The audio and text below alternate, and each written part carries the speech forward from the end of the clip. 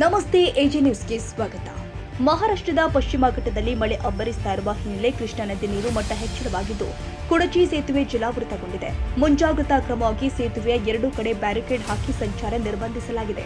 ದೂದಗಂಗಾ, ವೇದಗಂಗಾ ಮತ್ತು ಪಂಚಗಂಗಾ ನದಿಯಲ್ಲಿ ಒಳ ಹರಿವು ಹೆಚ್ಚಳ ಹಿನ್ನೆಲೆ ವೇದಗಂಗಾ ನದಿಗೆ ಕಟ್ಟಲಾಗಿರುವಂತಹ ಅಕ್ಕೋಳ, ಸಿದ್ನಾಳ್, ಜತ್ರಾಟ, ಭೀವಶಿ ಸೇತುವೆ, ದೂದಗಂಗಾ ನದಿಗೆ ಅಡ್ಲಾಗಿ ಕಟ್ಟಿರುವ ಕಾರದಗ, ಬೋಜವಾಡಿ, ಕುನ್ನೂರ್, ಬೋಜುಕುನ್ನೂರ, ಮಲ್ಲಿಕವಾಡ, ದತ್ತವಾಡ ಸೇತುವೆಗಳು ಮುಳುಗಿದೆ. ಮಹಾರಾಷ್ಟ್ರದ ಸಾತಾರಾ ಜಿಲ್ಲೆಯಲ್ಲಿ ಇರುವಂತಹ ಕೊಯ್ನಾ ಜಲಾಶಯ ಭರ್ತಿ ಹಿನ್ನೆಲೆ 13,000 ಕ್ಯೂಸೆಕ್ ನೀರನ್ನ ಕೃಷ್ಣಾ ನದಿಗೆ ಬಿಡಲಾಗ್ತಾ ಇದೆ. ಜಲಾಶಯಕ್ಕೆ ಒಳ ಹರಿವು ಹೆಚ್ಚಿದ್ರೆ ಇನ್ನೂ ಹೆಚ್ಚಿನ ಪ್ರಮಾಣದ ನೀರು ಬೀಳೋ ಸಾಧ್ಯತೆ ಇದೆ.